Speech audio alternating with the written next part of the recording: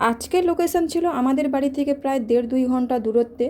তো আমাকে বলা হয়েছিল যে 3টে নাগাদ পৌঁছতে, 3টে থেকে কাজ স্টার্ট করতে। আমি কিন্তু পৌঁছে যাই 1টা নাগাদ, কারণ ওই রাস্তাটাতে এতটা পরিমাণে জ্যাম থাকে যে আস্তে আস্তে যদি লেট হয়ে যায়, তার জন্য কিন্তু আমি আগেভাগে পৌঁছে গেছি আমার সমস্ত মালপত্র নিয়ে।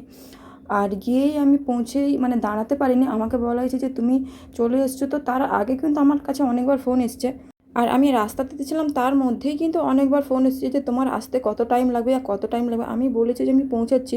পৌঁছে আমাকে দাঁড়াতে হয়নি, কিন্তু ওরা কাজ শুরু করতে বলছে যে আমাদের 15 মিনিট লাগবে আমাদের রিচুয়াল শেষ হতে, তো তুমি তোমার কাজটা শুরু করে দাও। তো তোমাদেরকে বলা হয়নি অ্যাকচুয়ালি এই ডেকোরেশনটা কিসের জন্য করছি। এটা কিন্তু সপ্তপদী মারাঠিদের মানে 7 বচন, যে 7টা বাধা থাকে, ওটাই ওদের কিন্তু নিয়ম। মানে পরপর পা ফেলে ফেলে এর ওপর দিয়ে যাবে আর 7টা বচনের ওরা বাধা করবে।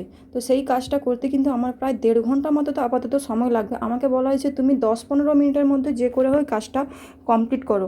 আর কাজটা এত স্পিডে করছি, তার মধ্যে কিন্তু একজন এসে একজনের মতো কথা বলেছে যে কত টাইম লাগবে, তাড়াতাড়ি করো, আর তুমি এত আসতে লেট করেছো কেন। আমার যার সাথে কথা হয়েছে সে কিন্তু আমাকে টাইমিংটা বলে দিয়েছিল, তারপরে কিন্তু একজন করে আসছে, একজনের করে মতামত বলে দিয়ে আছে। আর তোমরা তো দেখতেই পাচ্ছ কতটা রোদ, কতটা পড়ন্ত, মানে মুখ রাখা যাচ্ছে না, পায়ে তো যথারীতি ছ্যাঁকা লাগছে, এতটা রোদ। তারপরেও এত পড়ন্ত রোদে কিন্তু আমি আধ ঘন্টার মধ্যে কিন্তু কাজটা কমপ্লিট করি। তারপরে কিন্তু আমি